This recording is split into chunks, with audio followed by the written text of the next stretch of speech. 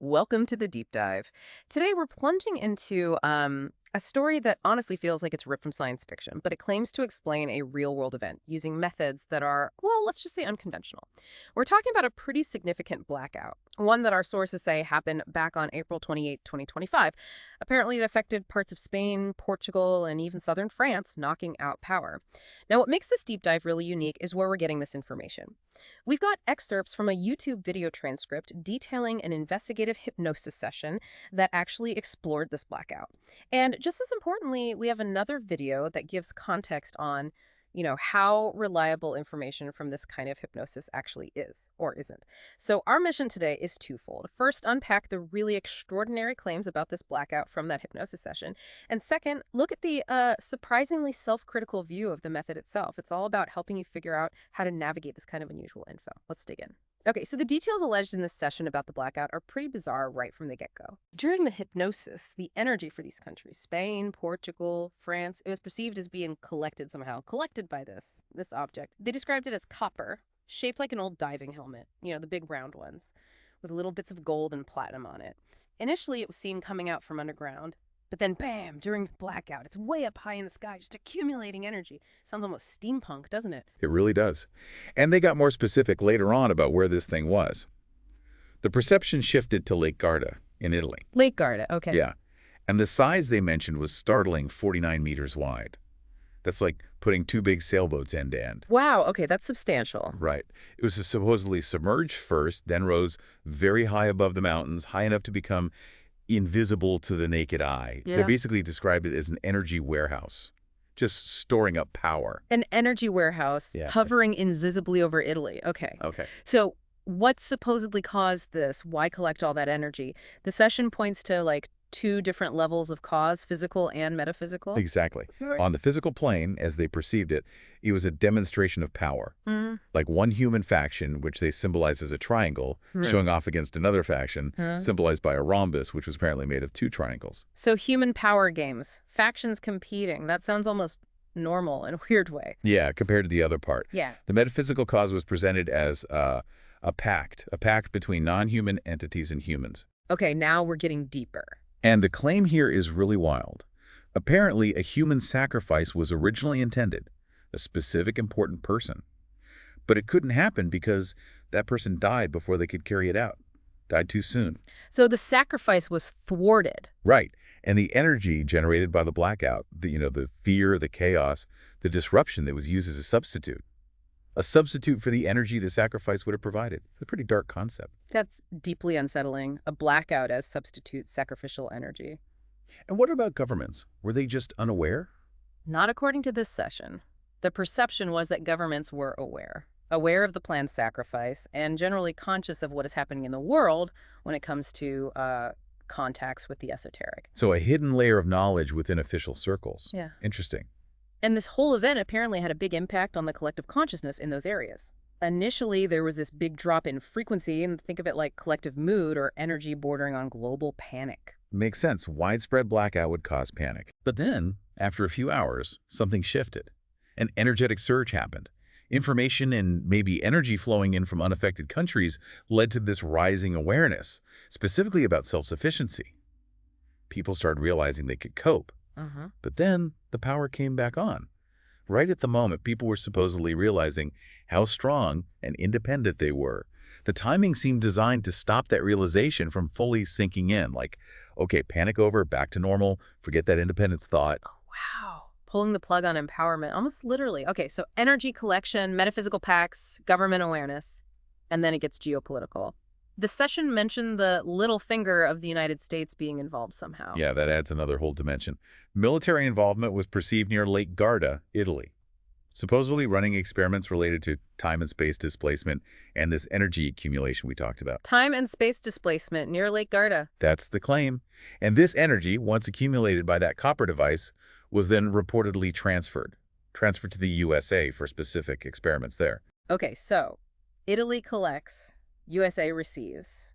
What kind of experiments were supposedly happening in the US with this blackout energy? The session described laboratories and machinery.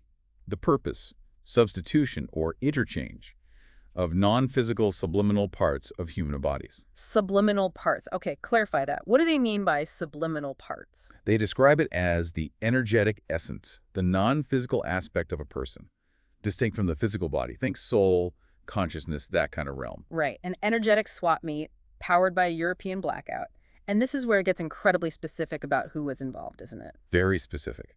Almost disturbingly so. Yeah. They named names, or at least high-profile roles. Pope Francis, an unnamed Australian politician, and the president of Ukraine. Wow. Okay. What was the claim about Pope Francis? You mentioned a sacrifice earlier. Yes, the initial plan, according to the session, was for Pope Francis to be that sacrifice. Right. Specifically, the perception was his throat was to be cut by a cardinal. Good grief. The goal? To cause total chaos, a total collapse of the church, ultimately leading to its replacement by Islam. That was the perceived objective. That's an enormous claim. So why didn't it happen? Because, the session claims, another faction intervened and caused his premature death before the planned sacrifice could occur. Another faction. So competing agendas even within this shadow world. Exactly. And his premature death meant they needed that substitute energy. Hence, the blackout. The widespread fear and disruption of the blackout supposedly generated energy equivalent to what the sacrifice would have. Okay, that's a lot to process. The Pope, factions, sacrifice, blackout energy. What about the other two? The Australian politician and the president of Ukraine. For them, the perceived motive behind their subliminal interchange, this alleged swapping of their non-physical essence, was different. It was framed as a political manipulation, a way to change the geopolitical situation in Eastern Europe and Australia. So swapping their consciousness or essence to influence politics. That's the idea. And according to the session, both individuals voluntarily accepted this. Why? Because they were perceived to be operating at low frequencies, maybe vulnerable, desperate, and were seeking help. But they weren't happy about it afterwards. No. The session explicitly noted they are not content in their new bodies or situations, whatever that means in this context. Right. It's like an esoteric spy thriller. So the blackout wasn't just about energy for these interchanges then? There was more to it. Apparently, yes. A much grander purpose emerged. The blackout was described as a proof, or maybe a test run. A test of accumulating enough energy for displacement in time. Displacement in time? Of what? Not just a person. Potentially a whole nation, or even, get this, an entire world. Moving an entire nation through time. Okay, the scale just keeps expanding. And it wasn't the first time, according to the perception in the session, they mentioned previous, similar experiments. Places like Tartaria, North Africa, Latin America, even between New Zealand and Australia. And the result? The disappearance of civilizations in those areas. Yeah. Wiped from the conventional historical record, maybe. Wow. And this current project, whatever it is, involving time displacement, it's perceived to be only 2 out of 5 steps complete. Still ongoing. 2 out of 5 steps. That implies a long-term agenda. Let's go back to those factions, the triangle and the rhombus. What more did the session say about them? Okay, so the rhombus faction, they were described as having immense knowledge. They don't need to experiment like the others. They supposedly include humans who are in contact with advanced humanoids. Humanoids? Yeah, beings described as once physical, with stronger bodies, Right. apparently 5 DNA helices. That too? 5. And elongated skulls, like the ancient giant myths. But now they exist dimensionally, not just physically. The humans in this rhombus faction are seen as invisible, working behind the curtains, you know. Okay, the quiet power brokers. And the triangle faction. They're the ones doing the experimenting, the ones who needed the blackout energy test. This faction includes figures who are more publicly known, or at least suspected. Names like Rockefeller or groups like the Illuminati were mentioned as examples, more exposed. So one hidden, knowledgeable faction, one more visible, experimental faction, seemingly in competition. Ah, but here's the twist. The key takeaway from the source was that despite appearing to compete, they are actually collaborative. Collaborative how? There's a hidden exchange of energy between them. Each side, each member, is playing a role in a larger shared project. So the conflict is just a show, a facade. That's unsettling. The idea that even apparent opposition is part of a coordinated plan. Does this hypnosis session offer any glimpse of where this shared project leads, a possible future? It did paint a picture of one potential timeline, yeah. Yeah. It's pretty grim. In this version, the Triangle faction eventually just leaves Earth. Abandons it. Abandons it. Why? After they've squeezed out everything they need, frequencies, metals, other resources, basically used Earth up. And what happens to humanity in that scenario? Humanity is forced backwards. a regression of 30 to 40,000 years, struggling for basic survival. On the plus side, maybe, vegetation recovers. Earth heals, in a way. But the faction that leaves, the Triangle faction, what happens to them? They get lost, apparently, stuck in a different dimension. They didn't achieve what they intended. The perception was they believed to ascend but descended. A kind of cosmic justice, maybe?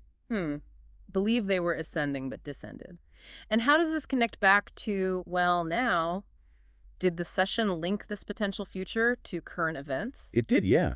It suggested that things we see today, like legislation that seems designed to increase dependency on the state, rising taxes, wages not keeping up, these are perceived as part of fortifying a system of social control. A system designed for what? To extract energy from the population. Energy needed to feed the Triangle Factions program, their grand project. So, contemporary socioeconomic trends viewed as an energy harvesting mechanism for a secret agenda. That's quite a perspective. One last intriguing detail about Pope Francis before we move on. His subliminal part, his essence. It was perceived as being currently in a bubble, like a state of self-hibernation, isolating himself from surrounding energies, maybe as a form of self-protection after everything. In a protective bubble. Okay. Let's just take a breath here. We've gone through some absolutely extraordinary claims. A massive blackout, that copper device, hidden factions playing cosmic games, high-profile figures having their essence swapped, potential time travel for entire nations. It's a narrative that really stretches the limits of belief. But now it is absolutely crucial that we pivot.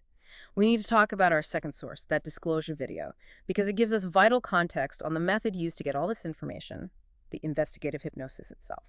Why is understanding the method so critical here? It's fundamental, really, Right. because the core message from that disclosure video, which comes from the same people who conduct these sessions, remember, is that a single investigative hypnosis session is simply not a reliable source of factual information. Not reliable, even though they conduct them.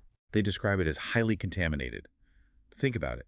Information has to travel through different dimensions, through the consciousness of the operator, through the consciousness of the hypnotized subject, and crucially, through the subject's own mind, their beliefs, their culture, their personal history, their fears. All of that distorts the signal. So it's like a game of cosmic telephone with lots of noise on the line. Exactly. They used an analogy like trying to communicate underwater, maybe between people speaking different languages. The message gets incredibly garbled. It's just a very messy signal path. Okay, that makes a lot of sense. But if single sessions are so unreliable, so contaminated, as they put it, how do they claim to get any reliable information? What's the process for finding the signal in the noise? Well, according to them, it's an incredibly demanding process. It's not about one session. It requires thousands of sessions, literally thousands, with many different hypnotized subjects and many different operators conducting the sessions. Thousands. Okay. And then what? Then they look for consistency, but not just general themes. They look for very specific pieces of information that show up consistently across a vast number of these unrelated sessions. Only information that's common across, say, maybe only 2-3% of thousands of sessions, a really low percentage, signifying it's not just random chance or shared cultural ideas only that is considered potentially good or reliable information. 2 to 3%. That's a tiny fraction. Tiny. It's an incredibly high bar. They gave examples of things they feel have met this threshold through sheer repetition across vast numbers of sessions. Things like consistent descriptions of certain types of beings, greys, insectoids, reptilians, or the color of Mars, or the existence of what they call etheric underground structures or implants. So only things that pop up again and again and again against all odds across thousands of independent sessions make the cut. That's the methodology they claim to use for establishing reliability. It's all about massive statistical correlation. And even then, there are other problems, right? Didn't they mention authorization? Yes, that's another layer of complexity. A person's subliminal part, their essence, might simply not allow certain information to be accessed or released during hypnosis. And even if the subject is willing, other entities might interfere, block the information, or even feed disinformation, especially if the subject isn't directly involved or interfered with by those entities. So even with thousands of sessions, you've got potential blocking and deliberate misinformation campaigns happening on a metaphysical level. That's the challenge they describe. They use another analogy. It's like preferring news from official agencies, say Reuters or AP, they mentioned NASA or AD and Chronos, over some random blog. Even if you suspect the official sources might manipulate things at a higher level, the basic information gathering is more structured, more widely verified, involves more checks and balances than a single person's blog post. So relying on thousands of sessions is their attempt to create a more certain base, even if it's still imperfect. It's about probability through volume. Okay. So given all these difficulties, the contamination, the need for thousands of sessions, the authorization issues, how does that affect what they investigate now? Well, it means that for their current investigative cycles, as they call them, they tend to focus on much more limited topics. Yeah. Restricted spaces or very specific themes. They gave the example of investigating pedophilia in the Catholic Church. Why narrower topics? To increase the chances of getting that statistically significant, reliable data point across many sessions, it's more manageable. So tackling something huge like the entire history of a lost civilization or a complex global event like this blackout. Would require, in their words, abnormal quantities of sessions, just vast numbers. And even then, you'd probably have to break it down into tiny, specific sub-questions to have any hope of finding that 2–3% reliable signal.